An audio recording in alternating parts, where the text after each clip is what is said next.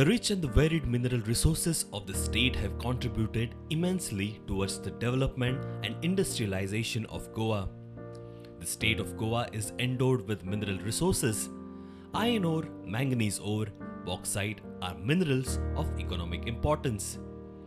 Besides, there are minor minerals like basalt, laterite stones and rubbles, river sand, murram, etc., which are in great demand as construction materials. The industry is labor intensive and provides work to large number of people, directly and indirectly.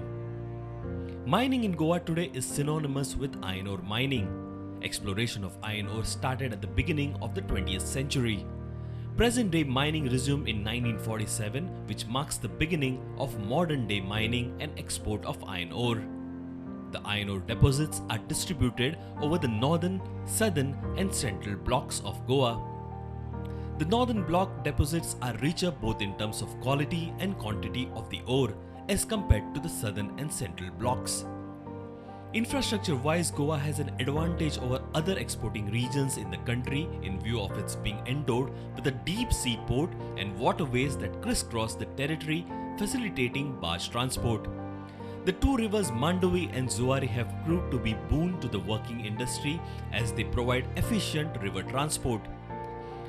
These two rivers and the Marmugao harbour are nature's gifts and are natural resources of Goa. The mining companies over the years have done extensive CSR activities ranging from education to sports, apart from working with the communities to upgrade their lives. During tough times, the GMOEA stood strong and extended support for the government to fight against COVID. It's been close to a decade that the industry is at a standstill. With every passing day, the stakeholders look at the authorities for a restart.